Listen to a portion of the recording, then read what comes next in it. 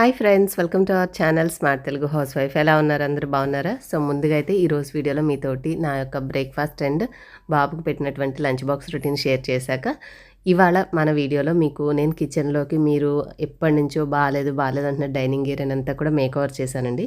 So ఆ video అనేది మీతో షేర్ చేయబోతున్నాను. ఏం తీసుకున్నాను, అది ఏంటి డీటెయిల్స్ అన్నీ కూడా ఇవాళ మీతో షేర్ చేస్తాను.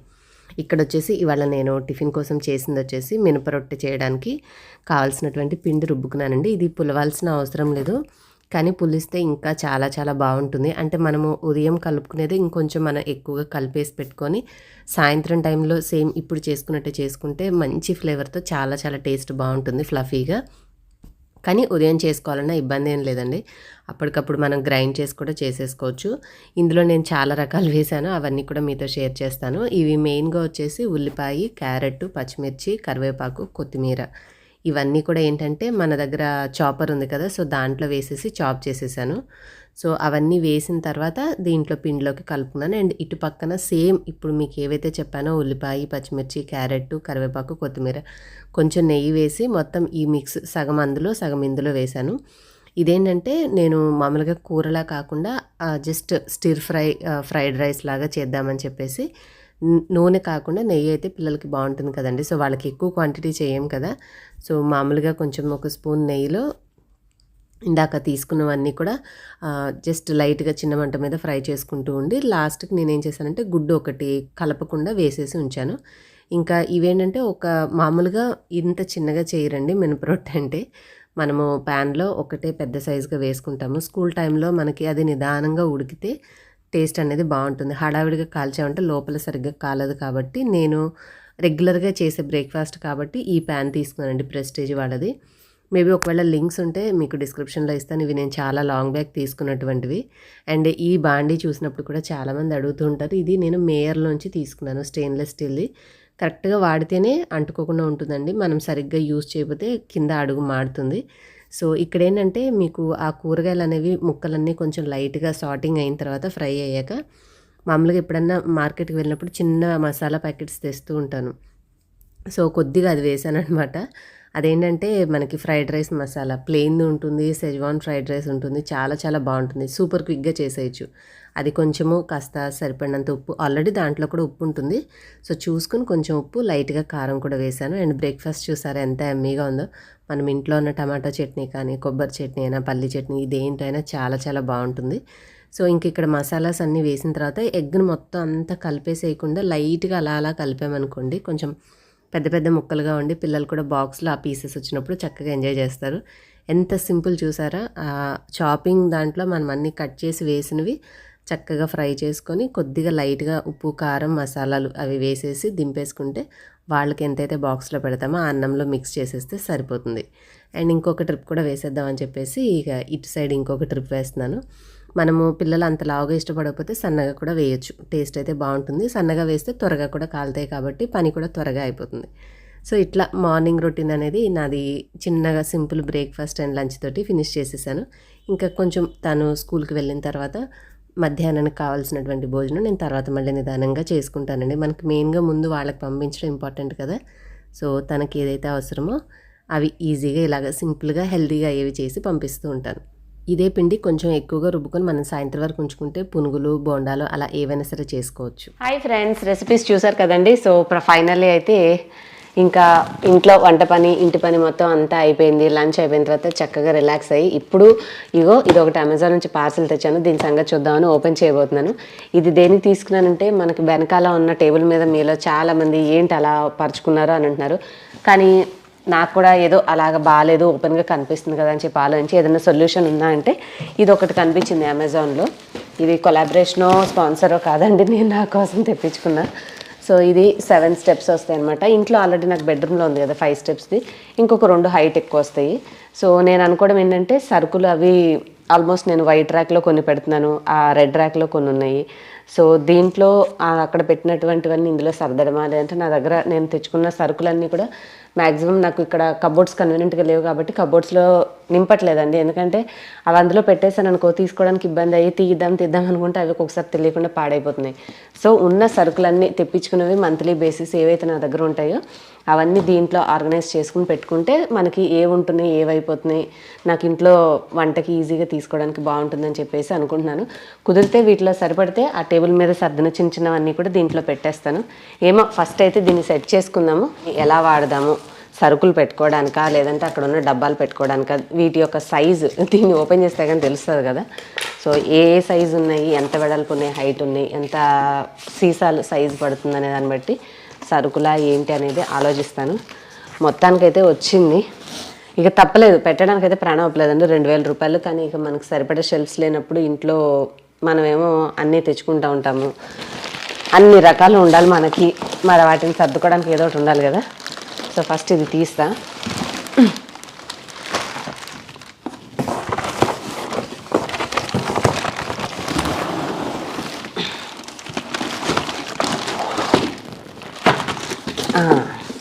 ఇంక ఈ డబ్బా ఖాళీనే. ఇవన్నీ కూడా ఒకదానికొకటి మధ్యలో పెట్టేటివి, అండ్ అటు ఇటు సపోర్ట్ పెట్టేవన్నీ దీని లోపల పెట్టారు. ఇగోండి బాస్కెట్స్ కలర్ఫుల్గా ఉన్నాయి. సింగిల్ కలర్వి కూడా ఉన్నాయి, అంటే మీకు కంప్లీట్గా రెడ్, బ్లూ, గ్రీన్ అట్లా. నాకేంటంటే రంగురంగులుగా ఉంటే ఒక్కొక్క రంగులో ఒక్కొక్క రకమైనవి పెట్టుకోవచ్చు, తీసుకోవడానికి కూడా ఈజీగా ఉంటుందని ఆలోచించి కావాలనే మల్టీ కలర్ తీసుకున్నాను. ఫస్ట్ ఇది తీద్దాం. ఇది చాలా టైం పడుతుంది, సో నేను స్పీడ్ మోడ్లో పెట్టేసి మీకు చూపిస్తాను. ముందు ఒక్కొక్కటి బాస్కెట్స్ ఓపెన్ చేయాలి. వీళ్ళు ప్యాకింగ్ చేయడం కోసం గట్టిగా నొక్కేస్తారు కాబట్టి మనం తెచ్చుకున్నాకే కొంచెం కుస్తీ పట్టాలి వీటిని ఓపెన్ చేయడానికి. మా అబ్బాయి మా వారు ఉంటే హెల్ప్ చేసేవాళ్ళు.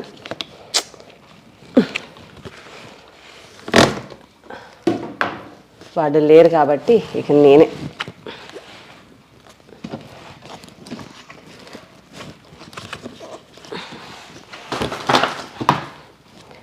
సో ఫస్ట్ అయితే నేను వీటిని కుస్తీ పట్టి అన్నిటినీ వేటికి సపరేట్ చేశాక ఎట్లా అసెంబుల్ చేస్తానో మీకు చూపిస్తాను, స్పీడ్ మోడ్లో పెట్టేసి. అప్పుడు మీకు కూడా అర్థమవుతుంది. మీకు కూడా ఒకవేళ షెల్ఫ్లు తక్కువగా ఉండి ఇబ్బంది ఉంది అనుకుంటే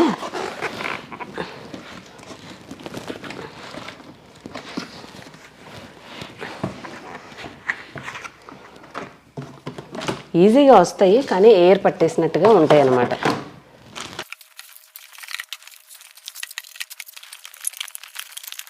ఓకే అండి, మొత్తానికి అన్ని కలర్స్ ఓపెన్ చేశాను.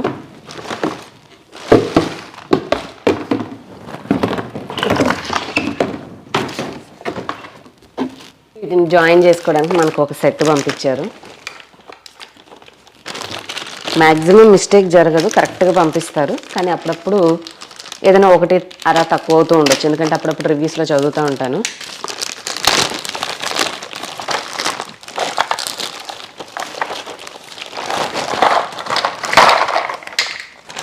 ఇప్పుడు మనం చేయాల్సింది ఏంటంటే ఇక ఒక్కొక్కటి ఉన్నాయి కదా, ఇవి తీయాలి. ఇప్పుడు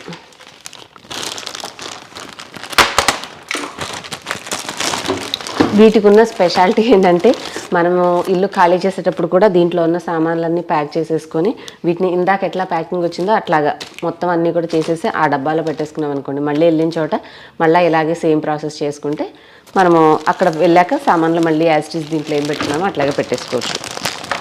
లాస్ట్ టైం నేను అవి కూడా అట్లాగే ప్యాకింగ్ చేపించేసి తెప్పించేసుకున్నాను.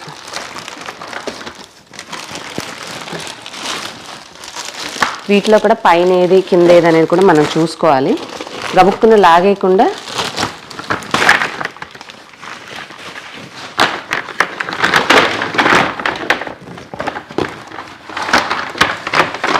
ఇగో చూడండి, ఇలా వచ్చింది పైది. ఇట్లాగా మనకి ఇంకా కొన్ని ఐటమ్స్ పెట్టుకునేలా వస్తుంది. ఇది పైనది, ఇది ఇలా పెట్టి అన్నీ అయిపోయాక అడుగుది వచ్చేసి ఇట్లా ఉంటుంది ఫ్లాట్గా, ఇక కింద మనకి గుచ్చేయడానికి అవకాశం లేకుండా. సో ఇది చివరిది. ఇంక మధ్యలో వచ్చే వాటిని చూసి మనం ఒక్కొక్కటి పెట్టుకోవాలి ఇట్లాగా. సో ఇవి ఉన్నాయి కదండి, ఇవి మర్చిపోయి ఇలా బయటకు ఉండేలాగా కాకుండా ఇలా లోపలికి వచ్చేలాగా చూసి మనం అన్నీ బిగించుకోవాలి. ఒక్కటి బిగించి చూపిస్తాను, తర్వాత మిగిలిన ఫినిష్ అయిపోయాక మీకు అవుట్పుట్ ఎట్లా వచ్చిందో చూపిస్తాను.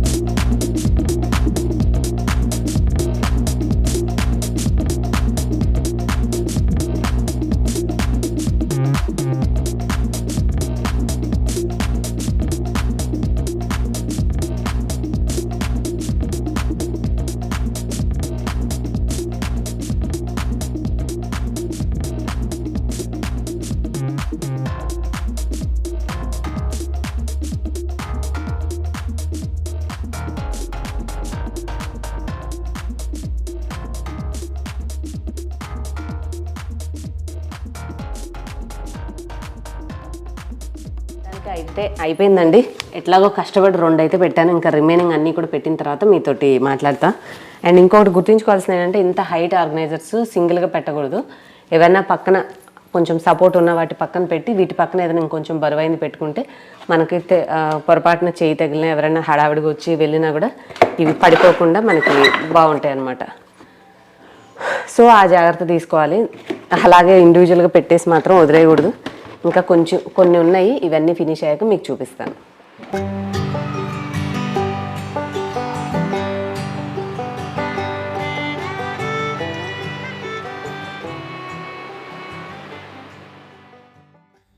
ఫైనల్గా అంతా సర్దిన తర్వాత ఇల్లు ఇదిగోండి ఇట్లా ఉంది. అండ్ పైన ఎక్కడో షెల్ఫ్లో పెట్టిన ఓవెన్ కూడా కింద సర్దేశాను. అండ్ ఇక్కడ ఉన్న మిక్సీ కూడా తీసాను క్లీన్ చేయడానికి.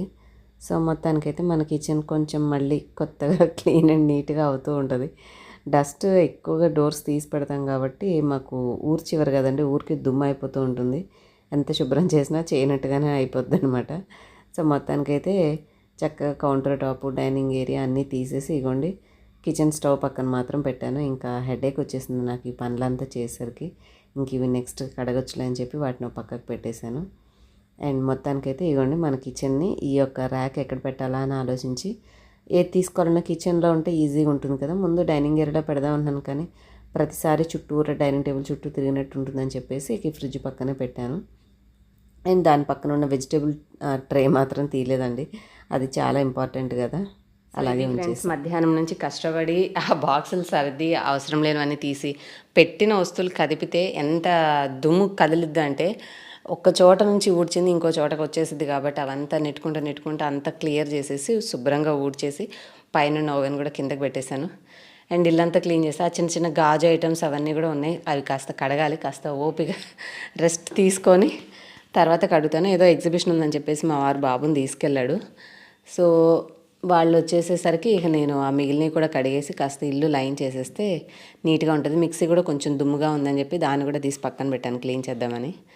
అమ్మయ్య, ఈ ఇంట్లోకి వచ్చిన దగ్గర నుంచి సర్దడం సరిపోతుంది నాకు. ఎందుకంటే ఫస్ట్ వచ్చినప్పుడేమో ఎట్లా ఉన్నాయి అట్లా సర్దేశాను, తర్వాత ఏదో విధంగా కొంచెం మార్చాను. ఆ తర్వాత అది మీకు నచ్చలేదు.